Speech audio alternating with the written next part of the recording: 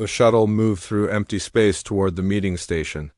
Commander Jake Morrison sat in the pilot's seat, watching the stars through the front window. His hands were steady on the controls, but his mind was racing. This was humanity's first real contact with an alien species that wanted to talk instead of shoot. Behind him, Captain Lisa Hayes checked her equipment one more time. She was the team's plant expert, and her job was to study any alien life forms they might encounter.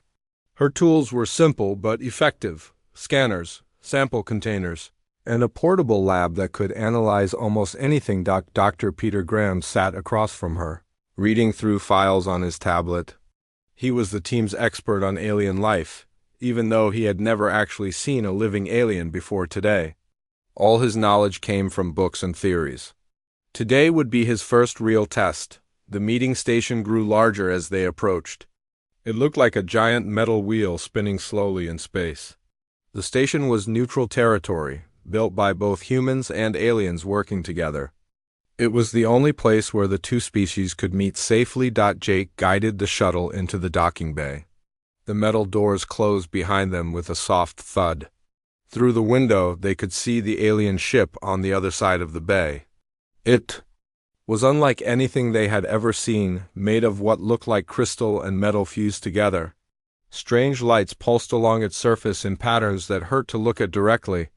"Remember the briefing," Jake said as they prepared to leave. The shuttle. "The Vorthak are very careful about disease and contamination. They think most organic life is dangerous. We need to prove we're not a threat." Lisa nodded and picked up her equipment case. "I've read everything we have about them. They're scared of biological weapons because something like that destroyed their home planet long ago." Peter stood up and straightened his uniform. "Their leader is called Zethkar. He's been alive for over 300 years. That's young for their species, but he's already a war chief. They don't trust easily." The airlock opened and they stepped into the station's corridor. The walls were white and clean, with lights that adjusted automatically as they walked. The artificial gravity felt normal, and the air smelled like nothing at all. Everything was designed to be as neutral as possible. They walked through several corridors before reaching the main meeting room. The door slid open, and they got their first look at the Vorthak delegation. The aliens were tall, almost 8 feet high, and their bodies seemed to be made of living crystal. Light moved through them in slow waves, creating patterns that changed as they moved. Their faces were hard to understand. They had what might have been eyes, but they glowed with inner light instead of having pupils. Zethkar stood at the center of the group. He was bigger than the others, and the light inside him pulsed faster. When he spoke, his voice came from speakers in the walls rather than from his mouth. "Humans," he said, and the words sounded like it tasted bad. "You have come as we requested. We will determine if your species is safe for the galaxy." Jake stepped forward. "We appreciate this opportunity to meet with you. Humanity wants peace between our species." "Peace," Zethkar repeated. "Peace is only possible when there is no threat. Your species spreads quickly. You change planets to suit your needs. You carry biological material with you wherever you go. This is dangerous." Lisa felt confused. "We're careful about contamination. We follow strict protocols when we explore new worlds." One of the other Vorthak moved closer to Zethkar and whispered something in a language that sounded like wind chimes. The war chief's light patterns shifted to deeper colors. "You say you are careful," Zethkar said, "but you do not understand the danger you represent. We have seen species like yours before. They always believe they are safe. They are always wrong." Peter tried to sound calm. "What kind of danger are you talking about?" "We'd like to understand your concerns." Zethkar moved to a table at the side of the room. On it was a clear container with something inside that looked like a flower. The flower was beautiful. Its petals were deep purple with silver edges, and it seemed to glow with its own light. "This is why we can never trust organic species," Zethkar said. "This plant destroyed our homeworld. It killed billions of our people. We call it the death bloom." Lisa stared at the flower. It was unlike anything she had ever seen. It's beautiful, she said without thinking. Beautiful and deadly, Zethkar replied. The death bloom releases spores that kill most forms of life within minutes. It spreads fast and cannot be stopped once it starts growing. Only the Vortex survived because we learned to live in crystal cities away from all organic matter. Jake felt a chill run down his spine. Are you saying that flower is dangerous? To us, we are saying that flower will prove what you really are, Zethkar answered. If you are truly safe, you will survive exposure to the death bloom spores. If you're like every other organic species we have tested, you will die. Peter's mouth went dry. You're going to expose us to those spores? We already have, Zethkar said. The humans looked around the room in alarm. They couldn't see anything different, but they could feel a change in the air. It was subtle at first, a slight tickle in their throats, a mild burning in their eyes. The spores are invisible, Zethkar explained. They are already in your lungs. Every other species we have tested began to die within 3 minutes. You have 2 minutes remaining, Lisa coughed once, then twice. Her eyes started to water. Across the room, Peter was rubbing his throat, and Jake felt like he had breathed in dust. This is how it begins, Zethkar said, watching them carefully. First, the irritation, then the pain, then the death. 17 species have failed this test, all of them died. The humans were definitely feeling the effects now. Lisa's cough was getting worse, and she could taste something metallic in her mouth. Peter's breathing was becoming labored, and Jake felt dizzy, but something strange was happening. Instead of getting worse, the symptoms seemed to be leveling off. Lisa's cough was harsh, but it wasn't getting any harder to breathe. Peter's throat hurt, but the pain wasn't increasing. Jake felt sick, but he wasn't collapsing. Zethkar's light patterns changed to something the humans had never seen before. If they had to guess, they would have said he looked surprised. You should be dead, he said. Jake wiped his eyes and tried to speak clearly. We're not feeling great, but we're not dead. This is impossible, another Vortex said. The death bloom spores kill everything organic, Lisa, still coughing, managed to smile. Maybe you haven't tested them on the right organic species.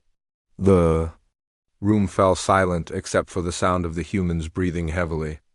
The Vortex stood frozen, their light patterns flickering in what might have been confusion or fear. Zethkar stepped closer to the humans. You are still alive. Yes, Jake said simply. We are, but you are sick. We've been sicker, Peter said.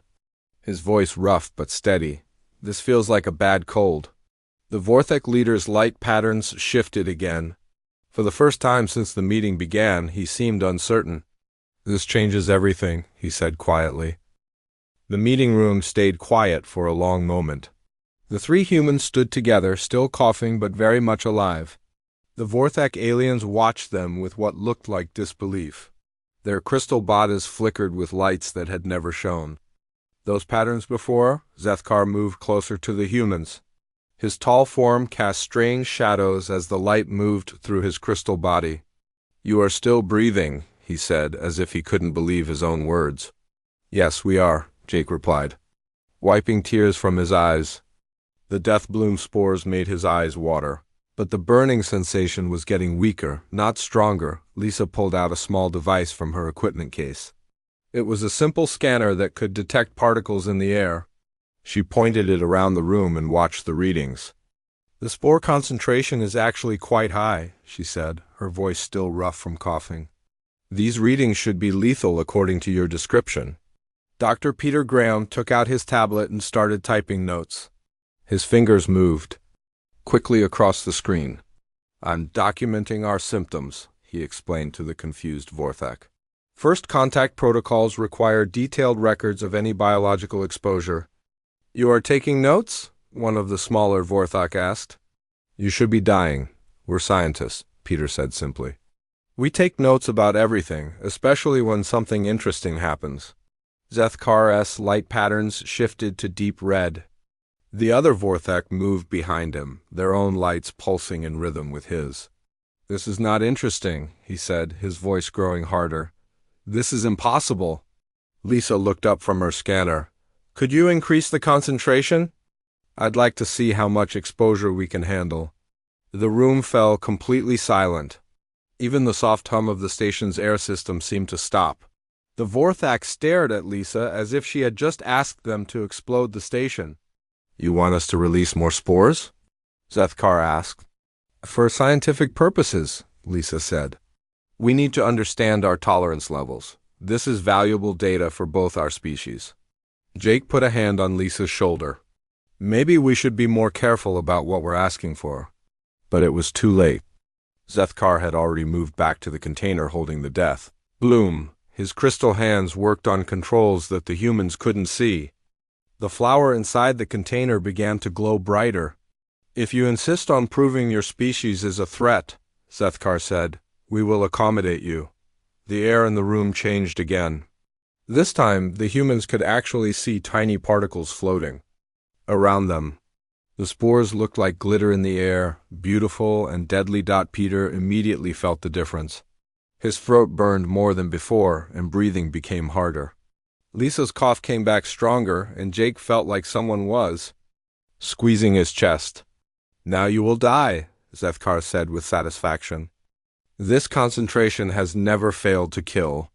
But once again, something unexpected happened. The human symptoms got worse for about 2 minutes, then started to improve.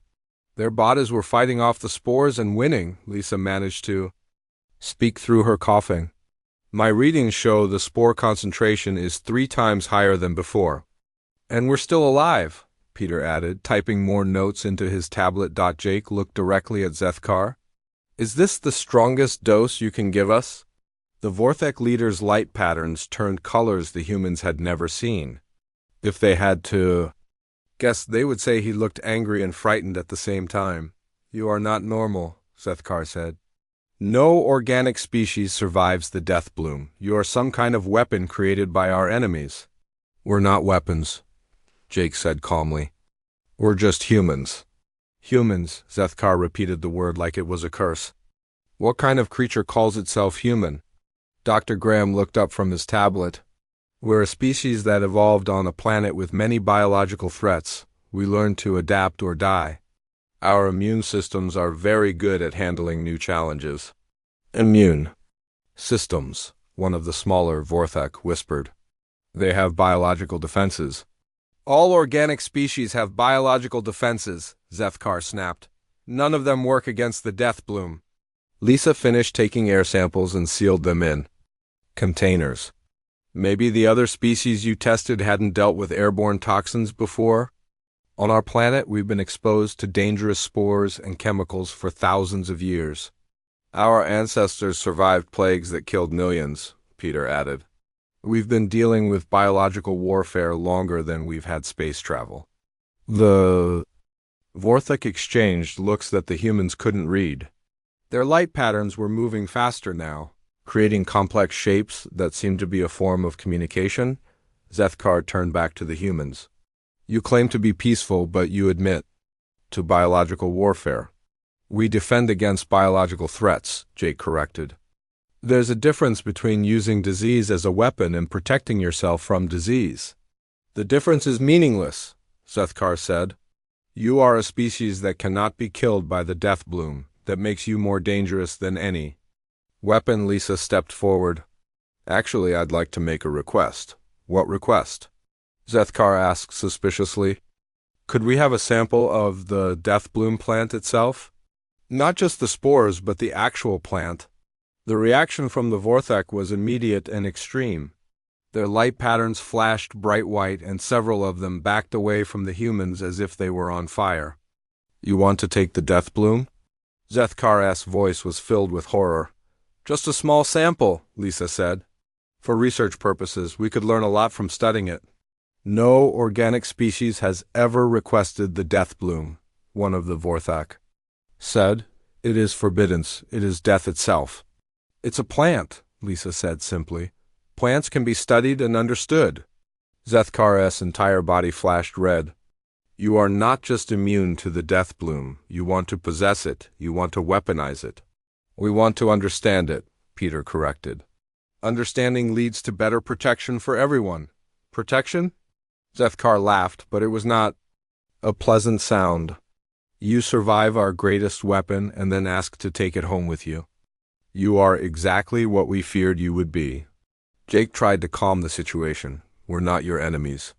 We came here to make peace. Peace with a species that cannot be killed by the death bloom is impossible, Zethkar said.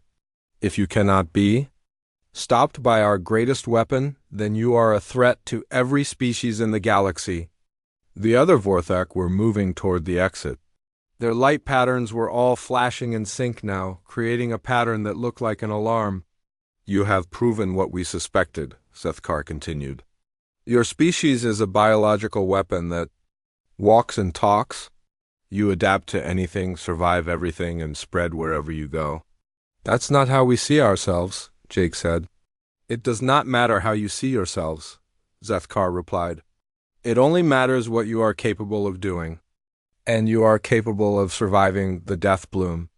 Lisa tried one more time. If we could just study the plant together, we might find ways to help other species develop immunity.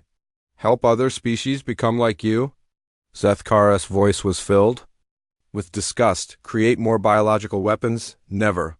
The Vorthak leader moved toward the exit with his companions. At the doorway, he turned back to look at the humans one last time. This meeting is over, he said. When we next meet, it will be in battle. Your species will be destroyed before you can spread your contamination to the rest of the galaxy. The door slid shut behind the Vorthak, leaving the three humans alone in the room. The death bloom spores were still in the air, but they barely noticed them anymore. Jake sat down heavily in a chair. While that didn't go as planned, Peter was still typing notes. Actually, this is fascinating data. We've learned that we can survive their primary weapon. Lisa looked at the container that still held the death bloom. I really would like to study that plant. I don't think we're going to get the chance, Jake said. I think we just started a war. 6 months had passed since the meeting with the Vorthak. The peace talks had failed, and now humanity faced its first alien war. The enemy was unlike anything humans had ever fought before. They didn't use bullets or explosives. They used death itself. The mining colony of New Denver was humanity's first real test. The planet was home to 50,000 people who worked in the deep mines, pulling rare metals from the ground. They were tough people who had chosen to live on a world where the weather was harsh and the work was dangerous. Colony Administrator Amy Butler stood in the main control room, watching the sky through the reinforced windows, the early morning. Sun cast long shadows across the mining equipment outside. Everything looked normal, but the sensors were telling a different story. 3 ships in orbit, reported her assistant Danny Mills. They're not responding to our communication attempts. Amy had read the reports from the failed peace meeting. She knew what those ships carried. Get everyone to the sealed shelters now. The colony's warning system started blaring. People stopped what they were doing and moved quickly toward the underground bunkers. They had practiced this drill many times, but this was the first time it was real. Dr. Carl Jensen grabbed his medical kit and headed for the main shelter. As the colony's only doctor, he would be needed when the attack came. He had studied everything. Humanity knew about the death bloom spores, which wasn't much. The 3 humans who had survived the first exposure had provided some data, but every person might react differently. The attack came at noon. The Vorthak ships opened their cargo bays and released clouds of glittering particles into the atmosphere.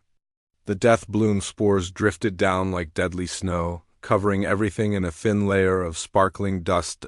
In the shelters, people waited.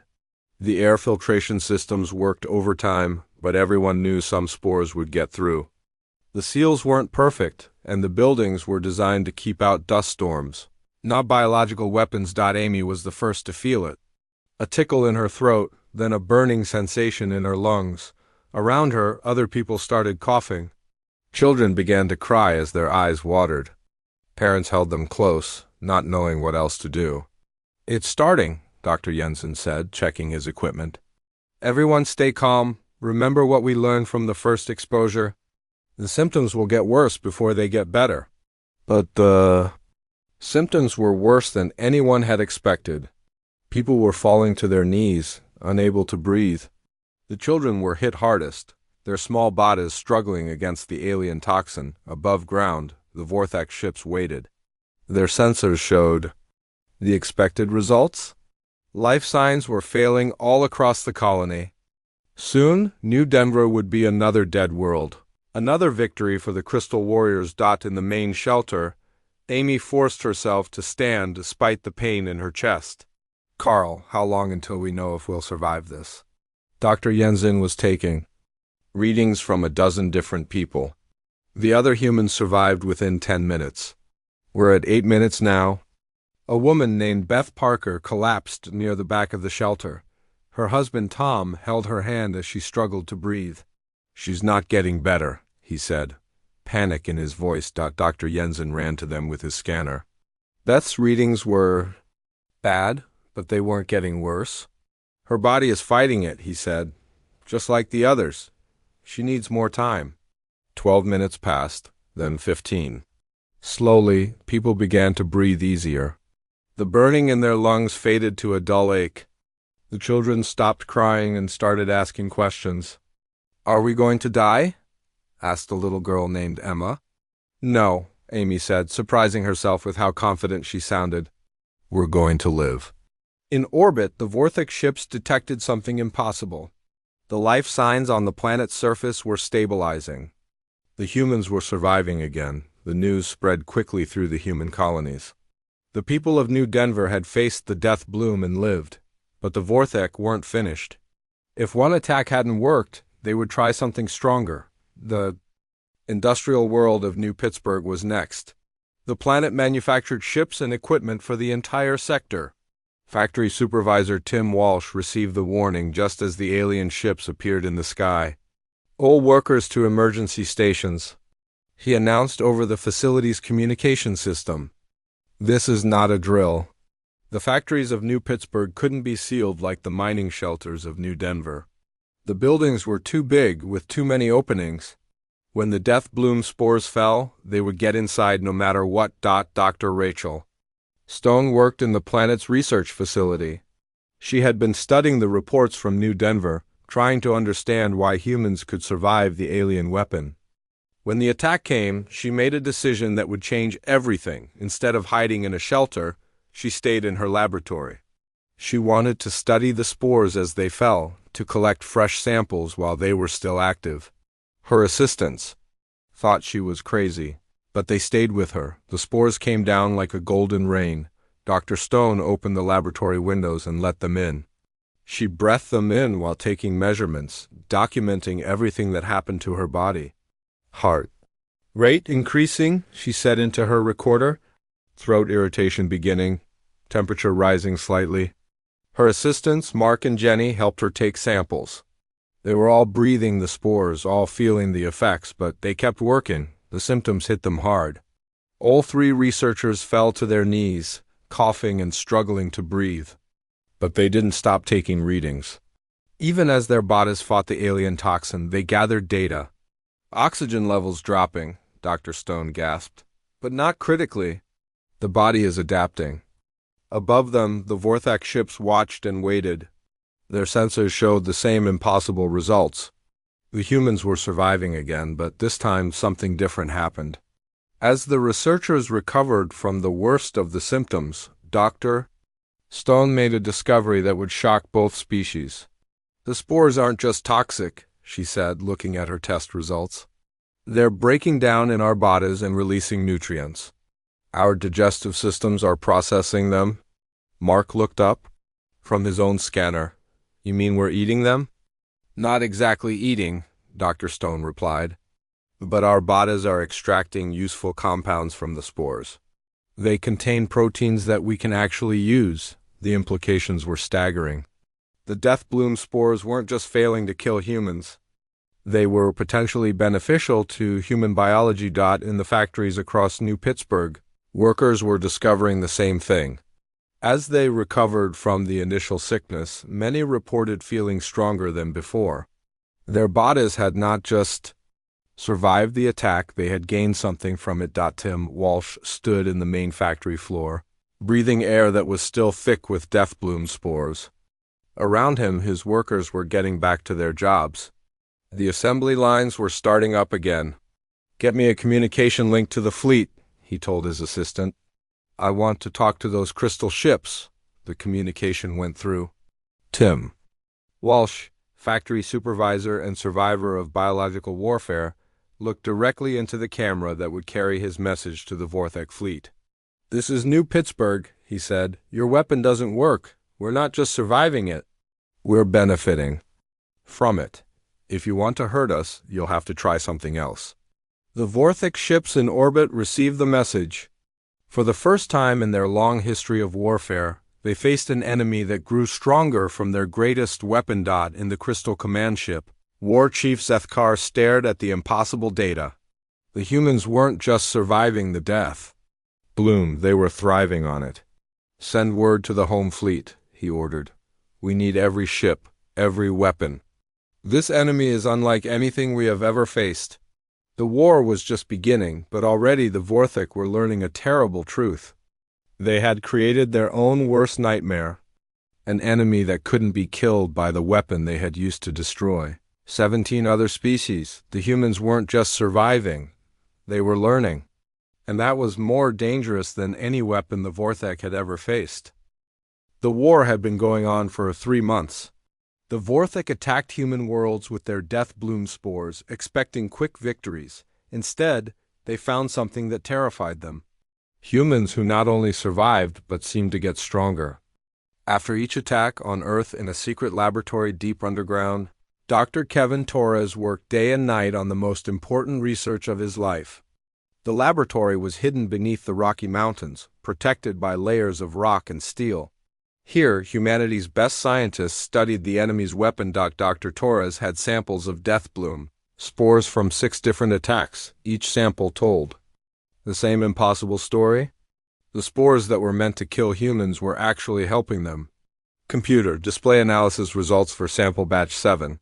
He said to the laboratory's artificial intelligence. Numbers and charts filled the screens around him. The data was clear. When death bloom spores entered the human body, they broke down into proteins that were extremely valuable for human nutrition. The spores contained amino acids that were rare on Earth and almost impossible to create artificially. "This is incredible," he said to his assistant, Dr. Nancy Wilson. "These spores aren't just harmless to humans. They're like a perfect food supplement." Dr. Wilson looked up from her own work. "The energy readings are even more interesting. Humans who have been exposed to death bloom spores show improved immune system function for weeks afterward. It's like the spores train our bodies to fight off other diseases," Dr. Torres said. The Vorthek accidentally created the perfect medicine for humans, but the discovery raised new questions. Why were humans so different from the 17 species that had died from death bloom exposure? Dr. Torres had studied the biological reports from those extinct civilizations. They had all died within minutes of exposure. The answer came from an unexpected source. Dr. Torres received a message from the front lines, where Colonel Steve Parker was defending the colony world of New Austin. "Doctor," the message said, "my soldiers are reporting something strange. The longer we're exposed to these spores, the better we feel. Yesterday, Private Johnson was sick with a fever. After the Vorthek attacked our position, his fever broke and he felt completely healthy." Dr. Torres played the message 3 times. If death bloom spores could cure human diseases, the implications were enormous. He called an emergency meeting with the top military leaders. General Patricia Hayes connected from the Fleet Command Center, while Admiral Robert Chun joined from the frontline battleship Enterprise. "We need to change our entire strategy," Dr. Torres told them. "The Vorthek weapon isn't just harmless to us. It's beneficial. We should be collecting it, not avoiding it." General Hayes looked skeptical. "Are you suggesting we let them attack our people?" "I'm suggesting we stop hiding from their attacks and start harvesting them," Dr. Torres replied. "Every death bloom spore that falls on our worlds is a resource we can use. Admiral Chun understood immediately. You want us to fight battles in the spore clouds instead of trying to avoid them? Exactly, Dr. Torres said. Our soldiers will actually perform better when they're breathing death bloom spores. The enemy's weapon makes us stronger. The first test of this new strategy came at the Battle of New Austin. Colonel Steve Parker received orders that seemed insane.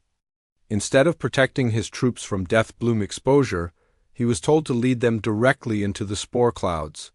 "Sir, are you sure about this?" asked his second-in-command, Major Linda Clark. "The spores are thick enough to see today." "Those are our orders," Colonel Parker replied. "Trust the science team. They know what they're doing." The battle began when Vorthak ships descended from orbit, releasing massive clouds of death bloom spores over the human positions. In previous battles, humans had tried to fight from sealed bunkers or with protective equipment. This time, they fought in the open air. The results were remarkable. Human soldiers who breathed the spores reported increased energy, faster reflexes, and better concentration.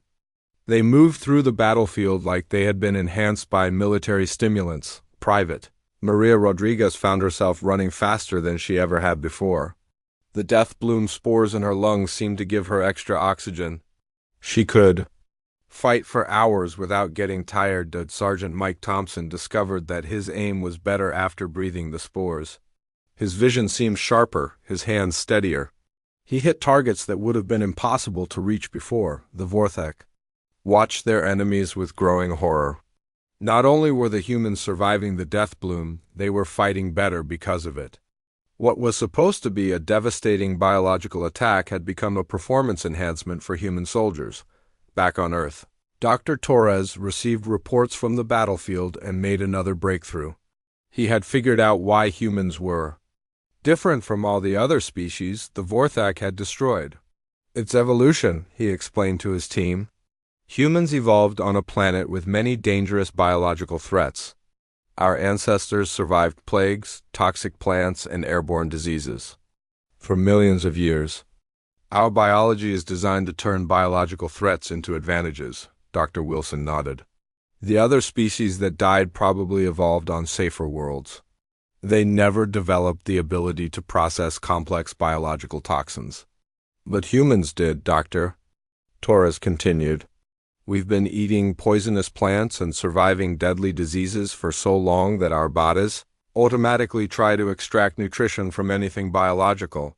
The revelation led to an even more radical idea. If humans could benefit from death bloom spores, maybe they could learn to cultivate them." Captain Nancy Cruz was humanity's leading expert on space agriculture. She had designed the farming systems that fed the outer colonies. When Dr. Torres contacted her with his proposal, she thought he was joking. "You want me to grow the alien weapon that's supposed to kill us?" she asked.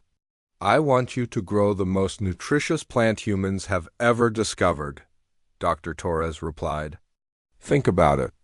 Death bloom spores contain proteins we can't get anywhere else. If we could farm them safely, we could solve nutrition problems across the entire human sphere." Captain Cruz looked at the data Dr. Torres had sent her. The nutritional profile of processed death bloom spores was indeed impressive. They contained every amino acid humans needed, plus several compounds that boosted immune system function. "The irony is incredible," she said. "The Vorthak gave us the perfect food source while trying to kill us. Can you do it?" Dr. Torres asked. "Can you figure out how to farm death bloom plants safely?" Captain Cruz smiled. "Give me 6 months and a research facility. I'll have you death bloom farms producing enough spores to feed every human in the galaxy." The plan that emerged was audacious even by human standards. Instead of fighting a defensive war against the Vorthak biological attacks, humanity would go on the offensive. They would establish death bloom farms on every human world. The symbolism was powerful. The weapon that was supposed to destroy humanity would become the foundation of human expansion across the galaxy. Every new colony would be stronger and healthier because of the alien toxin that had been meant to kill them. Admiral Chun sent a message to all human fleet commanders. "New standing orders," he said. "When Vorthak ships attack with death bloom spores, Do not take evasive action. Fly directly through the spore clouds. Collect as much of the material as possible. The war was changing. What had started as humanity's fight for survival was becoming something else entirely. The humans were turning their enemy's greatest weapon into their greatest advantage. In the crystal command ships of the Vorthak fleet, War Chief Zethkar read reports that filled him with despair. The humans weren't just surviving the death bloom anymore. They were actively seeking it out. They were collecting it like it was treasure. They are not just immune, he told his subordinates. They are the opposite of what we expected. Where death bloom brings death to others, it brings life to them. The war was far from over, but the Vorthak were beginning to understand a terrible truth. They had not found an enemy they could destroy with biological warfare. They had found an enemy that could turn any biological weapon into a tool for their own growth. The Battle of New Salem would be remembered as the day the war changed forever. The Vorthak had gathered their largest fleet ever assembled, over 200 crystal ships filled with enough death bloom spores to poison an entire solar system. They were certain this massive attack would finally destroy the stubborn humans. Admiral Ron Phillips commanded the human defense fleet from the bridge of his flagship, the UNS Freedom. Through the main window he could see the Vorthak armada, approaching like a glittering cloud of deadly crystal. Each enemy ship pulsed with the same angry red light patterns they had shown since the war began. All ships maintain formation, Admiral Phillips ordered. Remember the new tactics. We fly toward their spore clouds, not away from them. The human fleet was smaller than the Vorthak armada, but every ship had been modified with special collectors designed to harvest death bloom spores. What the enemy intended as a weapon, the humans would gather as a resource on the planet below. The colony of New Salem was preparing for something no human settlement had ever attempted before. Instead of hiding from the alien attack, they were getting ready to harvest it. Mayor Janet Clark stood in the colony's central square, addressing the 30,000 people who called New Salem home. Behind her, teams of workers had set up collection equipment across the entire settlement. Today we show the galaxy something new, she told the crowd. We show them that humans don't just survive. We thrive, we take what our enemies use against us and make it our strength. The crowd cheered, but there was nervousness in their voices. What they were about to do had never been tried on such a large scale. If the scientists were wrong about death bloom safety, 30,000 people could die in the next few hours. Dr. Helen Ross, the colony's chief nutritionist, checked her equipment one final time. She had spent months preparing for this moment, working with samples from previous attacks to develop the processes they would need today. Remember, she called out to her team, we collect first, process second. Fresh spores are more potent than aged ones. This is our chance to gather the purest samples we've ever had. In the colony's communication center, Chef Marcus Green was preparing for the most important cooking demonstration of his life. He had volunteered to broadcast the entire process to both human and Vorthak ships in orbit. The galaxy would watch as humans did the impossible. Testing, he said into the microphone. This is New Salem Colony, about to show everyone how to turn a biological weapon into a nutritious meal. In space above the planet, the battle was beginning. The Vorthak ships opened their cargo bays and began releasing massive clouds of death bloom spores. The golden particles spread through space like a deadly fog. Beautiful and terrible at the same time, Admiral Phillips watched the spore clouds approaching his fleet. All ships advance into the enemy bombardment. Begin collection procedures. The human ships flew directly into the death bloom clouds. Instead of trying to avoid the alien weapon, they gathered it up with specialized equipment. The crews who handled the collectors wore no protective gear. They breathed the spores while they worked, knowing their bodies would process the toxins safely. Captain Billy Martinez commanded one of the collection ships. As death bloom spores filled his ship's cargo holds, he felt the familiar effects beginning. His throat burned slightly, his eyes watered, but within minutes he felt stronger and more alert than before. Collection efficiency at 90%? reported his crew chief, Sandra Kim. These spores are the highest quality we've ever seen. The planet's surface, the death bloom bombardment was beginning. Spores fell like golden snow, covering every building and street in New Salem. The colonists stood in the open, breathing the alien weapon while their collection equipment gathered. It by the ton. Mayor Clark felt the spores enter her lungs and smiled. The burning sensation was familiar now, almost comfortable. Her body processed the toxins efficiently, turning what should have been poison into nutrition. "Begin harvest phase 2, she announced. "All teams to your stations." Across the colony, workers began gathering the death bloom spores that had settled on every surface. They used simple tools, brooms, shovels, and vacuum systems to collect the alien material that was supposed to kill them. Children helped their parents, playing in the golden spores like they were snow. The sight of human children laughing, while covered in death bloom particles, was broadcast across the galaxy. On Vorthak ships, crystal warriors watched in horror as their ultimate weapon became a playground for human youngsters. In the colony's main processing center, Dr. Ross began the next phase of the operation. She fed fresh death bloom spores into machines that cleaned and prepared them for consumption. The processed spores came out looking like golden flour, ready to be turned into food. "Nutritional analysis confirms optimal protein content," she announced. "These spores will provide complete nutrition for over 50,000 people for a full month." Chef Marcus Green took the processed spores and began his demonstration. His kitchen had been set up in the colony's main square, where everyone could see what he was doing. Cameras broadcast every step to the ships in orbit. "Today we're preparing death bloom protein cakes," he said cheerfully. "The recipe is simple. Take your processed spores, add some water and basic seasonings, then bake at standard temperature." He worked calmly while death bloom spores continued to fall around him. His assistant, Maria Santos, helped mix the ingredients. Both of them breathed the alien weapon without concern while they cooked.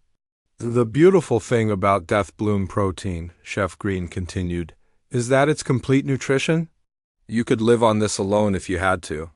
It contains every amino acid the human body needs." In the Vorthak command ship, War Chief Zethkar watched the broadcast with growing disbelief. The humans were not just surviving his attack. They were cooking with it. They were feeding it to their children. "This is impossible," he said to his officers.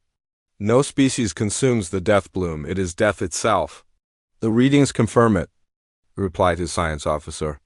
"The humans are processing the spores through their digestive systems. They are eating our weapon." On the planet below, Chef Green pulled the first batch of death bloom protein cakes from his oven. They were golden brown and smelled like fresh bread. He cut one into pieces and offered them to the people gathered around his kitchen. "Who wants to try the first bite?" he asked. Mayor Clark stepped forward. "I'll do it."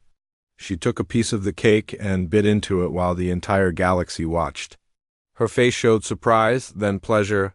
"It's actually delicious," she said. "Sweet, with a nutty flavor, like the best bread I've ever tasted." Soon, dozens of colonists were eating death bloom protein cakes. Children asked for second helpings. Families shared the alien weapon like it was a holiday feast. The broadcast reached every ship in both fleets. Human crews cheered as they watched. Their people turned the enemy's greatest weapon into dinner. Vorthak warriors fell silent as their deepest fears came true. "Send this message to all Vorthak ships," Chef Green said, looking directly into the camera. "Thank you for the protein delivery. We've been trying to solve our nutritional needs in the outer colonies, and your death bloom spores are exactly what we needed. Please send more." In the Crystal Command ship, War Chief Zethkar's light patterns shifted to colors that had no name. His entire worldview was crumbling. The weapon that had destroyed 17 civilizations was being served as dinner to human families. "Recall all ships," he ordered quietly. "Signal for immediate withdrawal." "Sir?" his second-in-command asked. "We have not achieved victory. We have achieved something worse than defeat," Zethkar replied. "We have created an enemy that grows stronger from our attacks. An enemy that eats death itself and asks for more. The Vorthic fleet began to retreat, leaving behind clouds of death bloom spores that the humans continued to harvest. For the first time in their long history of warfare, the Crystal Warriors were running from an enemy they could not understand. On New Salem, the celebration continued. 30,000 humans had just survived the largest death bloom attack ever launched, and they had turned it into the biggest feast in the colony's history. The war was far from over, but something fundamental had changed. The humans had shown the galaxy that they were not just another species to be conquered. They were something new, something that could transform any threat into an opportunity, and they were still hungry for more. 3 weeks after the Battle of New Salem, a single Vorthak ship approached the neutral meeting station where the war had begun. The crystal vessel moved slowly, its light patterns dim and uncertain. This was not the confident warship that had declared humanity a threat.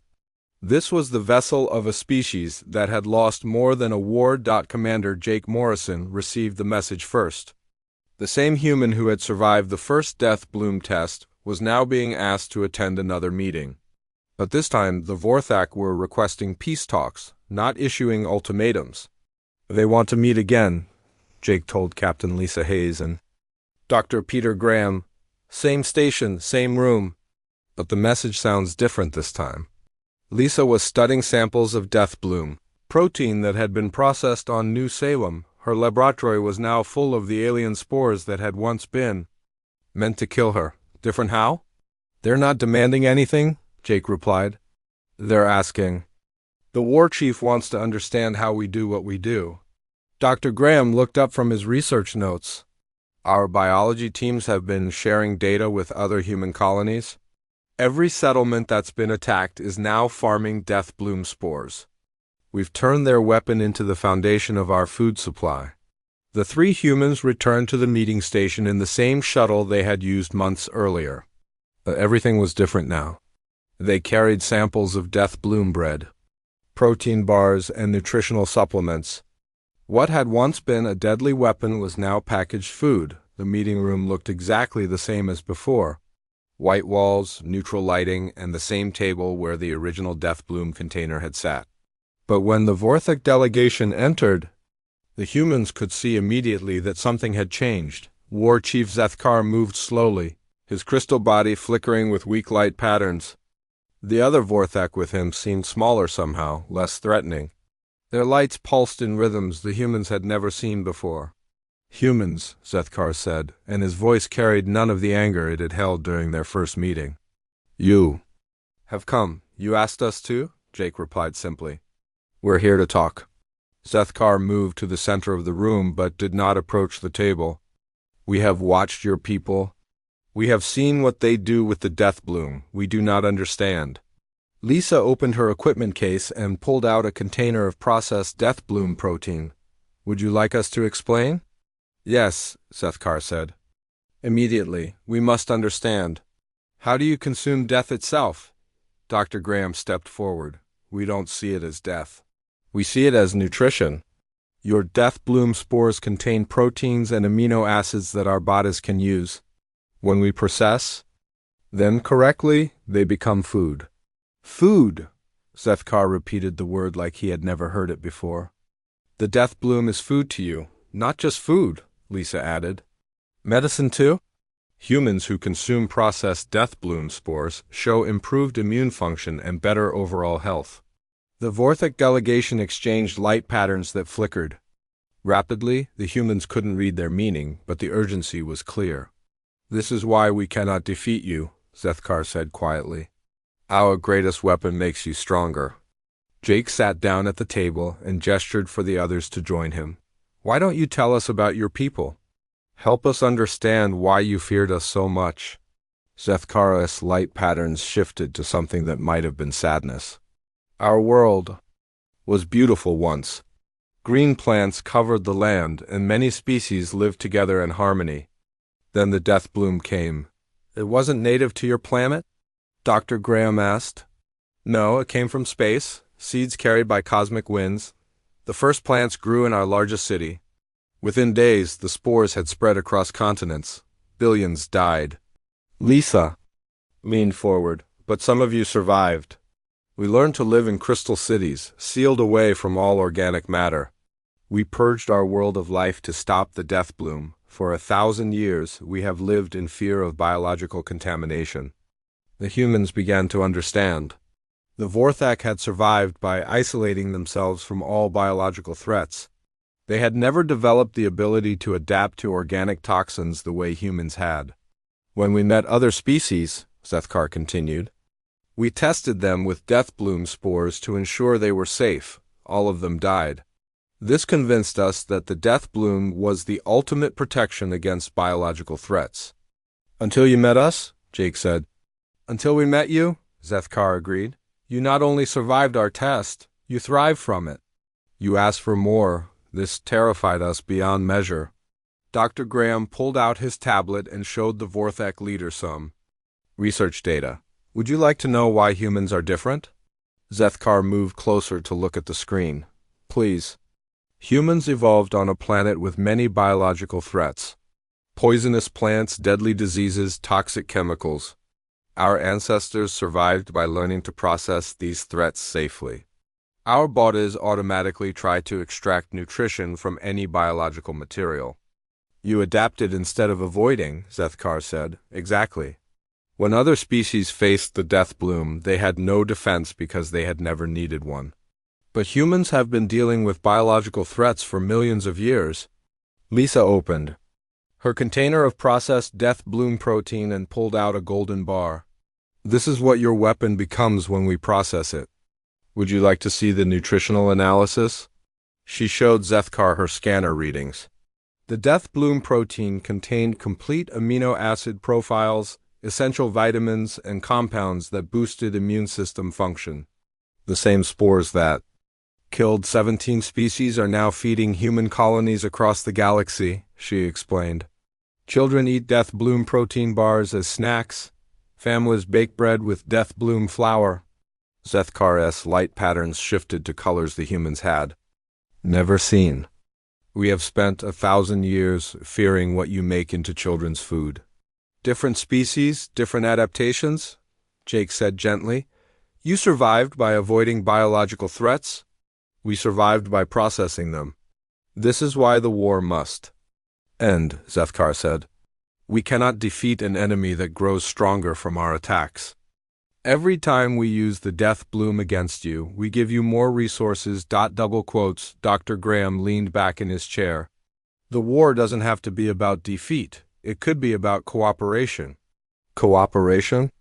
Our research teams have been studying death bloom biology. We've learned things about the plant that might interest you. Ways to control its growth, methods to neutralize its toxins, techniques for safe cultivation. Zethkar stepped closer to the humans. You would share this knowledge? Science advances when knowledge is shared, Lisa said. If you're interested in working together, we could establish joint research facilities. Joint research, Zethkar repeated slowly. Vorthak and human scientists working together. Why not? Jake asked. You understand death bloom from a defensive perspective. We understand it from a nutritional perspective. Together we might discover things neither species could learn alone. The other Vorthak began flashing light patterns rapidly. Zethkar turned to them, his own lights pulsing in response. The conversation lasted several minutes before he turned back to the humans. My people are interested in your proposal, he said. But they have concerns. If humans can consume death bloom safely, what prevents you from becoming a biological threat to other species? The same thing that prevented you from becoming a crystal threat to organic species, Jake replied.